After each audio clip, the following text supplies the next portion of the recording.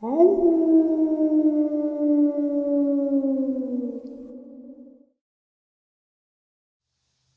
greetings and salutations, everyone, and welcome to tonight's second half, the upload that gets us just a little closer to tonight's live stream, Saturday Nightmares, live from New York, 12 a.m. Eastern Standard Time. I hope to see you all there. Before we jump into the second half, though, a couple links. As many of you know, I rely on Patreon, PayPal, channel membership, and the merch to help the channel to continue to grow and go. Links to Patreon, PayPal, and channel membership is in the description below. Merch displayed directly under the video. Also, Dogman Frightening Encounters, Volume 1 through 3, the audiobook versions. They were written and researched by Tom Lyons, narrated and produced by me, Jeff Nadolny. Those audiobooks are available on Audible, Amazon, and iTunes, links to which are also in the description as well. And finally, last but definitely not least, if you'd really like to help support the channel to continue to grow and go, simply subscribe. It does not cost a cent. Click that like button, takes half a second. If you don't want to miss out on any of the informative uploads I put out daily, click that bell icon, and folks, please leave a comment and share the video. Why? Well, because all of these things really do help the channel to continue to grow and go. They are 100% appreciated, and they do matter. Now, everyone, I have taken far too much of your time. Let's jump into today's second half, shall we? All right, everybody. Tonight I have a special guest out of Louisiana. Mike, how are you today? I'm doing fine, Jeff. How are you, sir? I'm doing well. Thank you for taking some time out of your day to come on and share your experience. I've talked to you for a little bit, and I got the gist of your encounter. I didn't get the whole encounter, but I know that you don't like going out into the bayou anymore. So I'm going to turn the mic over to you so you can share your experience with everybody on the channel. Okay, sir. I'll get to the point. I went hunting. It was May 2009. I worked at the Levac shipyards, and I needed my weekend with my dog to go hunting. So it was early morning, Louisiana, and it was foggy. So we ended up outside of the town of Crowley, where I live, shotgun and a German Shepherd. We got out the truck, parked it by some old railroad tracks going west from Crowley. We're hunting down the rails. It's foggy, and my dog stops dead in his tracks, and he's just pointing. I said, well, that ain't good. It's maybe a raccoon or something. I said, what is it, Hunter Bone? He didn't look, just kept creeping.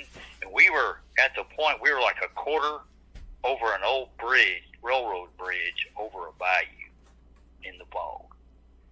And he started creeping some more, and it's just like in an instant, this creature comes over this bridge walking, and it was just total fright. I mean, just total terror. Mm-hmm. Orange eyes, I could hear me saying, Lord Jesus, please help me. I had a shotgun. It was a 12-gauge Remington, and it was just instant. He's looking at us, and we look at him. It's like my hair was standing up. I mean, it's just total fear. I was terrified. How big was this thing? Man, it was taller than me. I'm 6 foot. I mean, I put on another program. I mean, I don't mean to cross over Brent Salwin's encounter. I said it was a 10-foot Louisiana Dogman, but that's probably because I was afraid when I told him that. But this thing was at least 8 foot tall. Okay. Built like Arnold Schwarzenegger, and standing there growling, looking at me. Well, Hunter was about to attack this thing and kill him.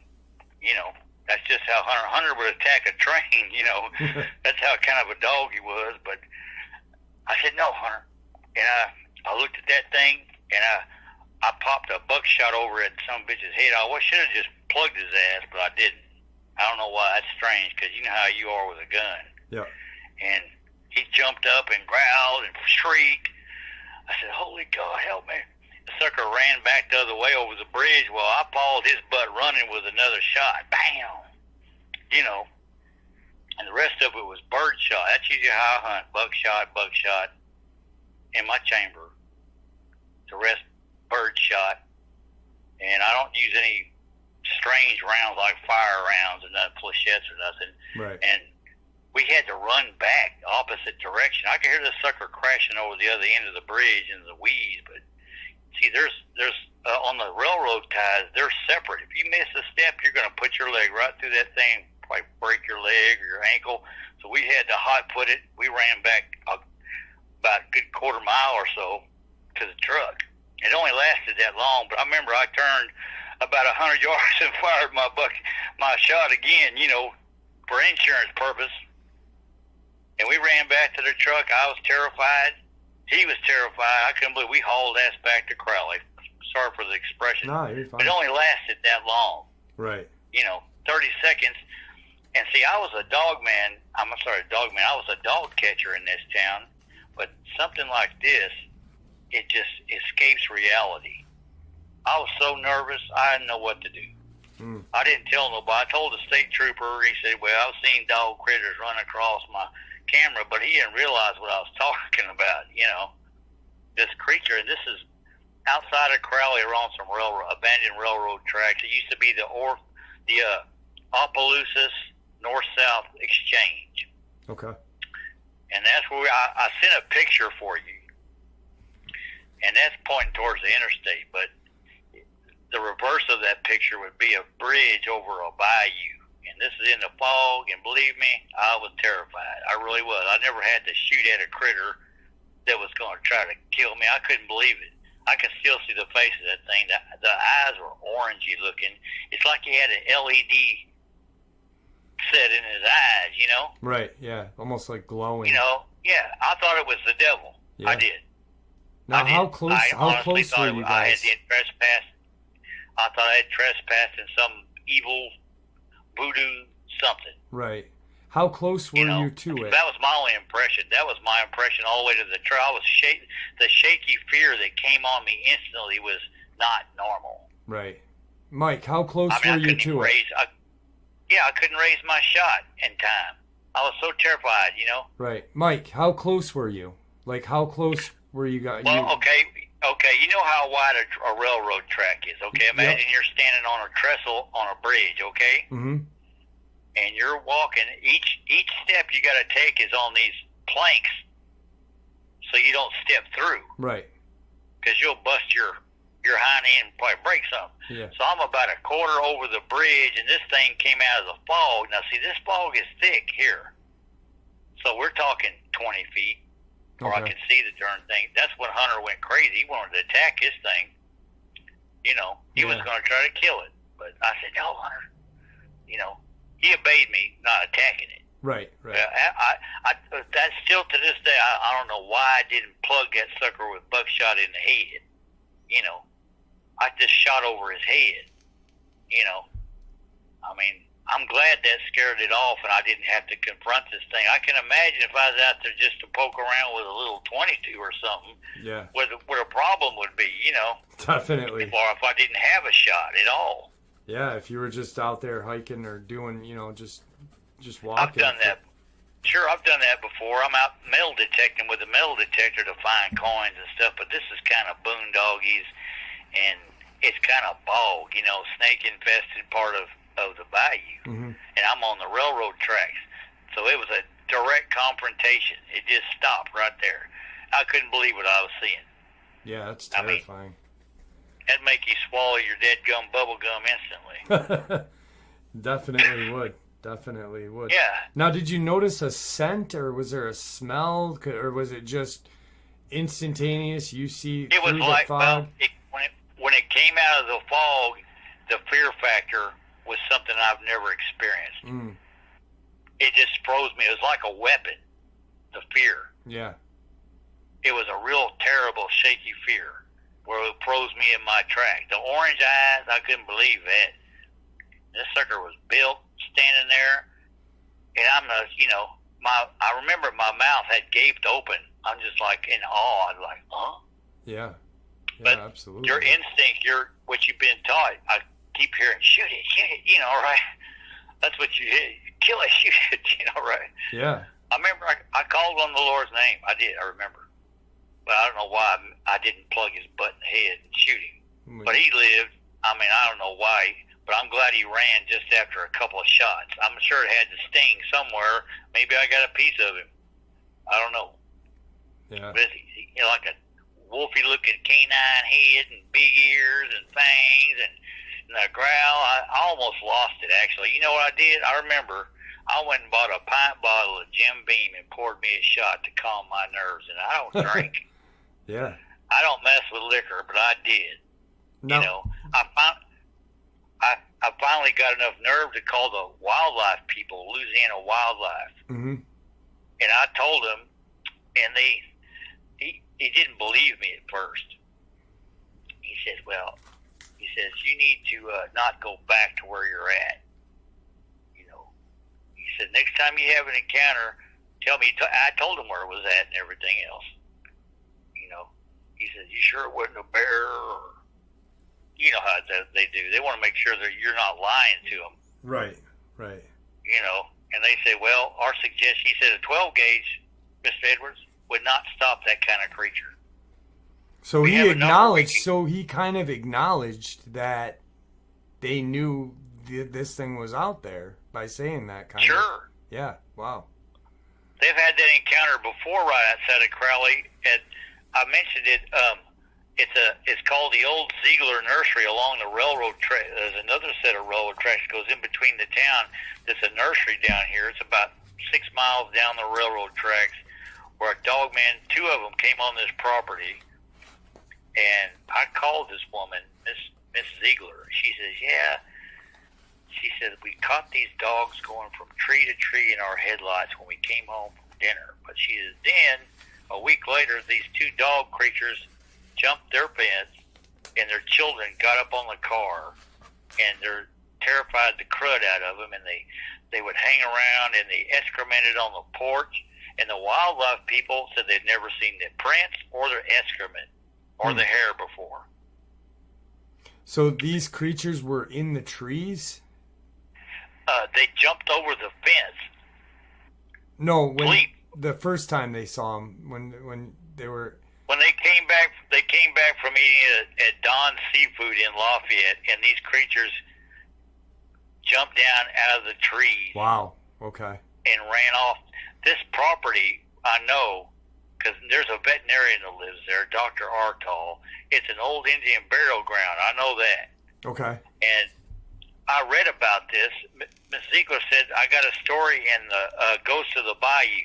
So I read it, and she tells her story about how the house is haunted. She says sometimes, I keep rosaries on all the walls, but sometimes the tables and chairs will move and the dishes will fall off, and it's haunted. I said, how do you stand that? She says, I don't know what to do. She said the priest wouldn't come back when he tried to exorcise the house. That's so, crazy. And it's owned by a veterinarian, Dr. Altall, and I've had confrontations with him because I had to take dogs to be put down. It's sad to say, at his veterinarianship over here. I told him about all that. He says, yeah, I know it's haunted. I ain't worried about that. He said, but I didn't know about no dog men. I said, that happened on this property years ago. Wow. And so, but that's right by a bayou, see, so they probably have to come out of the bayou. Now, I don't know the connection between the Indian burial ground, what ritual they're coming on the property, if there's a, the spiritual world as far as I do. But there's fear, there's got to be something. Yeah. Yeah, I've heard there's been someone that I talked to that's up in Maine, and there's a, not near the ocean, but kind of in the middle of the state. And there's an old burial mound up there. And he said that there's been sightings. He's never seen it, but he said there's been sightings of a dogman around that burial mound. And, I find that kind of interesting. I was going to ask you because I wasn't used to meeting something like that. I haven't been back since 2009. Yeah. That's how terrified I was. And I thought I was pretty grown. But I'm not going to go looking for trouble, but these creatures do exist. Like the guy said, the agency said, they produce just like any other animal. They move around, they reproduce, they have to live out there, but you don't see a whole bunch of them. I said, this is South Louisiana. Why don't y'all catch these suckers and put them on display or use them for a canine dog or something, get a hold of one of their puppies. Say, "This is my dog Cletus. Can you change that tire, Cletus?" He probably yanked the dang hub off. Yeah. You know, I mean, it's just reality. I find it's crazy that he actually admitted to, saying, "Hey, the shotgun ain't gonna do you any good on that." I mean, that's amazing right there. Yeah, he said, "Look here, next time you have an encounter, we got a special number we can call, and we know who to call." He said, "Okay, so you just stay clear, be safe, and keep us informed in the event it happens again." And that was it. Yeah. I didn't go back. I never went back. There's no way. I can't. Not in the bog, anyway. Yeah. I took a picture of that area and sent it to you in my messages. Yeah. If you look at the opposite of that picture, which you can't see, but behind you, if you're looking that way, is the bridge that goes over the bayou. And this is an old train trestle from the 1920s. Yeah. It's abandoned and it's off the ground. You know what? That's the last place you expect to meet somebody like that, a creature like that. I still can't believe what I read. Absolutely. It's just awesome. Absolutely. Yeah. I remember you had emailed me something a while ago about a poultry farm out in Shreveport. Oh, yeah. They have in North Louisiana. Yeah. Up by Nacogdoches, they had a Dogman attack on a poultry farm, and then on a pig farm, and then on a cow farm in the same county, in the same parish, and the wildlife people played it down as a bear. But the farmer says, no, it was a dog creature, werewolf, because they had Mexican workers. He said, no, dog, big werewolf, big gallotas. He had to shoot at it with a shotgun. It ran off. I mean, it was inside the fence line. That's crazy. That is crazy. Yeah, that's a big, poultry farm. But they don't broadcast it. It's probably so people won't be afraid, I guess. I don't know. They don't never tell the truth about that stuff. That should make main page of any newspaper. Oh, yeah. Yeah, absolutely. People want proof, I know. I mean, I've heard the stories y'all told, like which one of it? The Alaskan Triangle of people. Yeah. Over 20,000 people a year don't come back. Now, bruh, that's irresponsible in my book, but something's putting them out. Yeah, absolutely. There's 20,000? Yeah, come on, bro. Yeah, there's just... Somebody ought to say, no, you can't go with that in that region. Something. There's got to be some sort of protection. The government really needs to step in and protect its people instead of being fearful of, I think it's loss of money, of tourist industry, lumber industry, paper, this and that, mining. The public knows something like that's out in the woods or close to, mines or any place like that. Who's going to want to work it? But if the government's open and forthright, I think, people would be a little more accepting of it. Hey, we got to bears kill people. Why?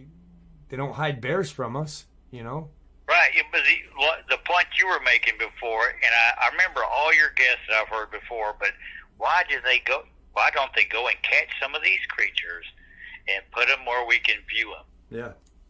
Yep. Right? I mean, if you can shock the crap out of a creature and it won't die. I mean, you can catch one of these. I know better. Right.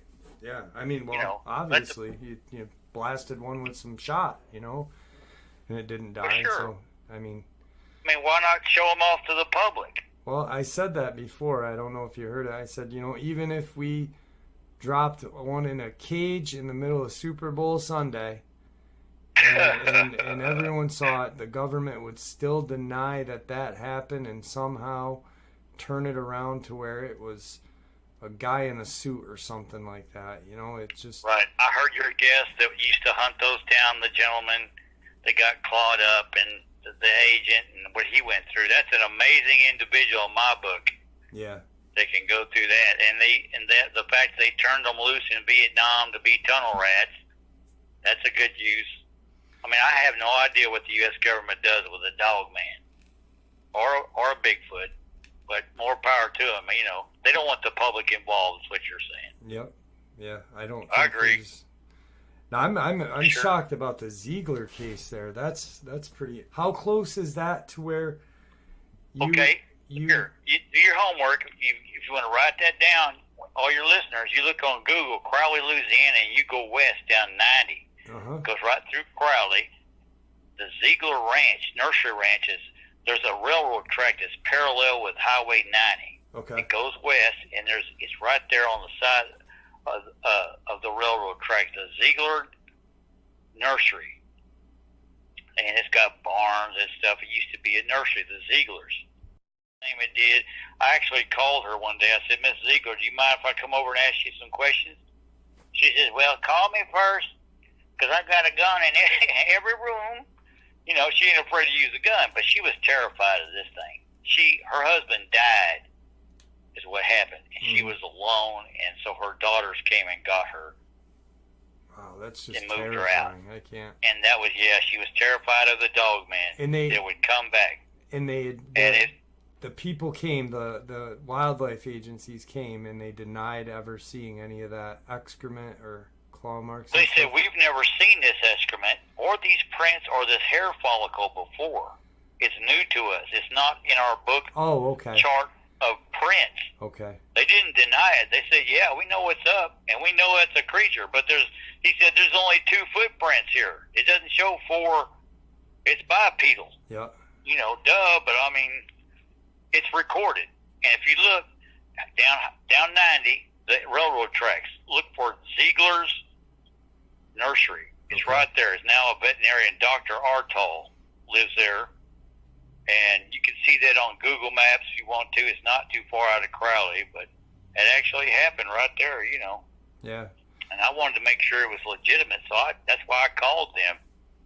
You know, the gentleman that was the caretaker for that property, I met him in a barber shop. He said, I was the caretaker.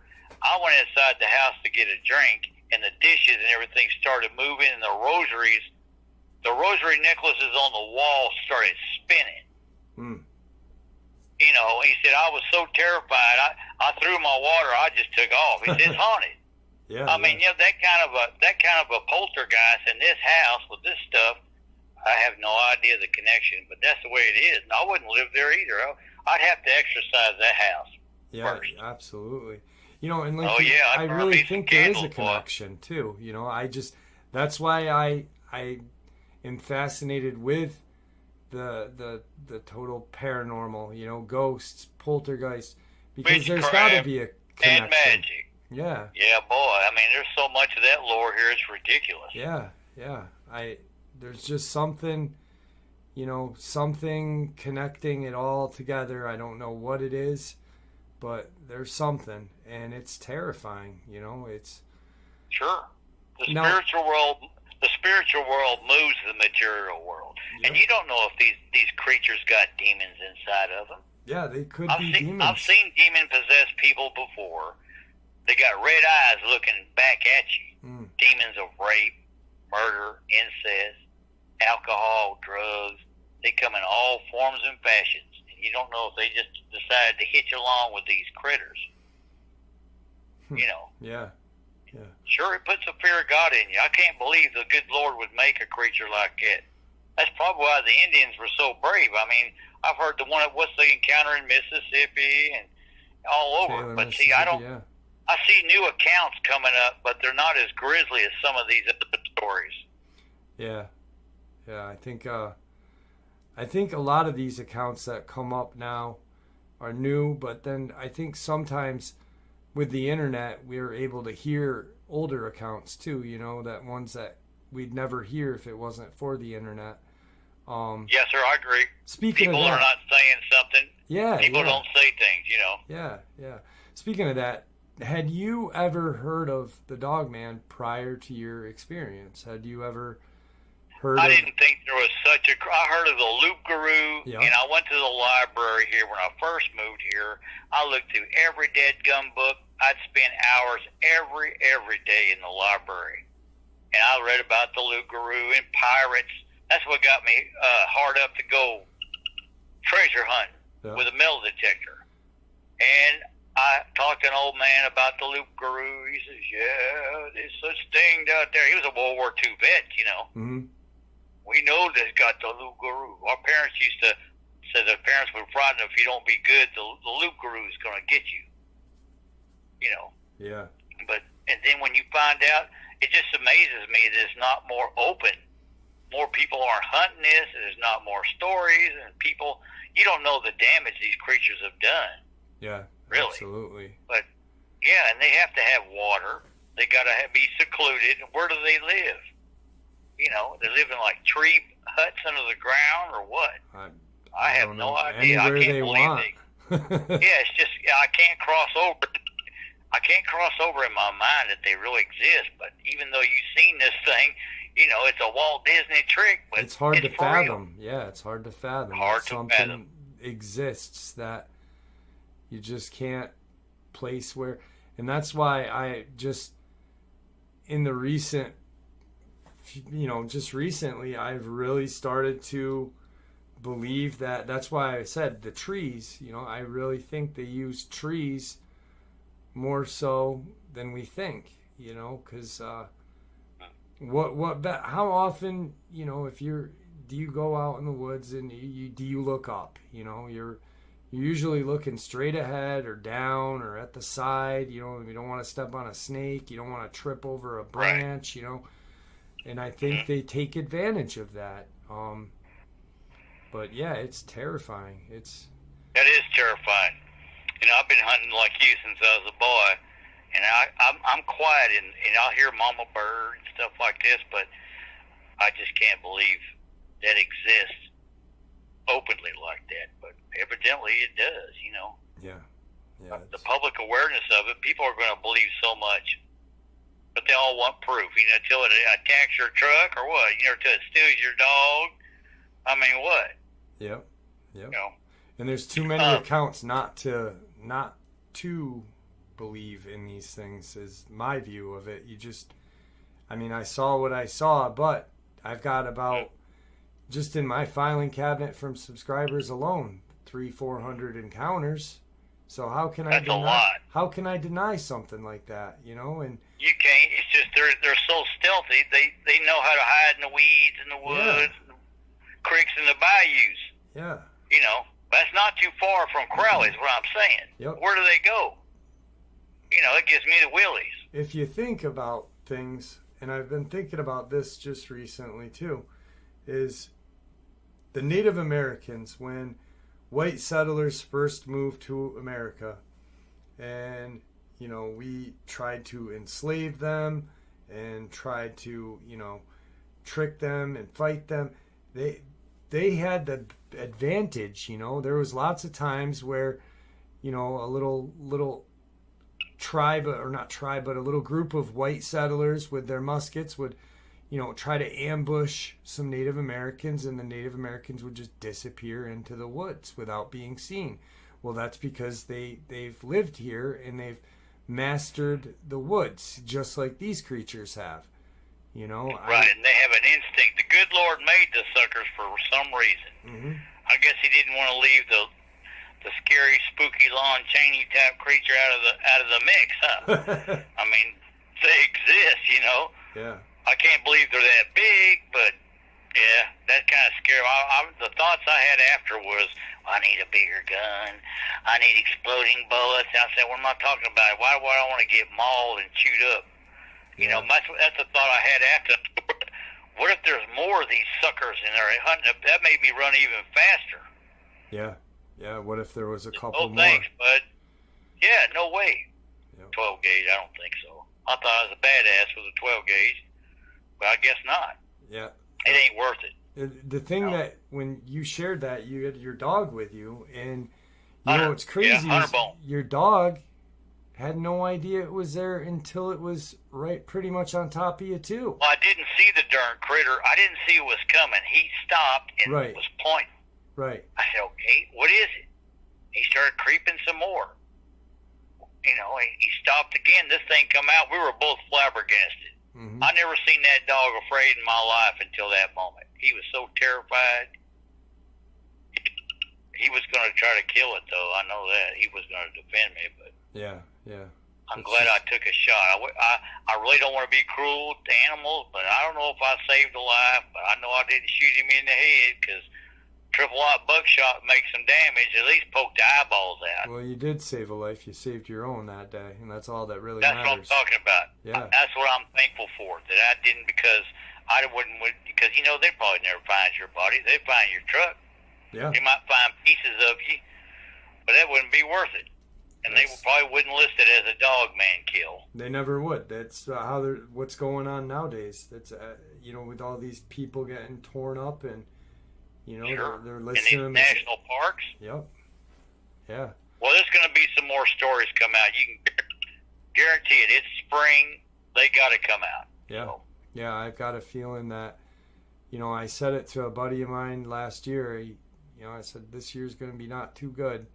And it wasn't, I think we had a bunch of air quotes, bear attacks in May, this and that. And, and this year started off crazy too. You've got all these bodies in Virginia and West Virginia. And it's just, I don't think that we'll ever have an end to any of these air quote mysterious deaths. And I say that because I know, and and everyone else knows that listens to the channel, what's killing these people and what's making these people disappear.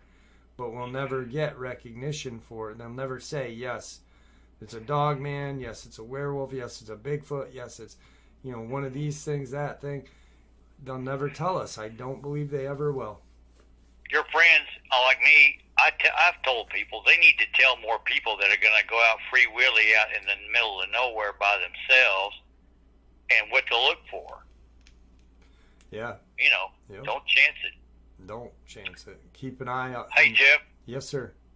I appreciate you and your program. Good sir, and your people can look online, Crowley, and go down the railroad tracks and look at all that.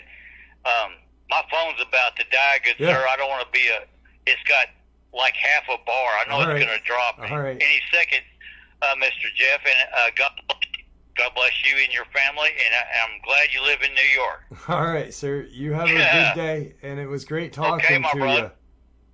you. And you too, sir. The pleasure's all mine. All right. Stay safe, my friend. Yes, sir. Thanks, Jeff. Bye-bye. Bye. Well, there you have it, folks. Today's second half. I hope you all enjoyed it as much as I enjoyed sharing it with you.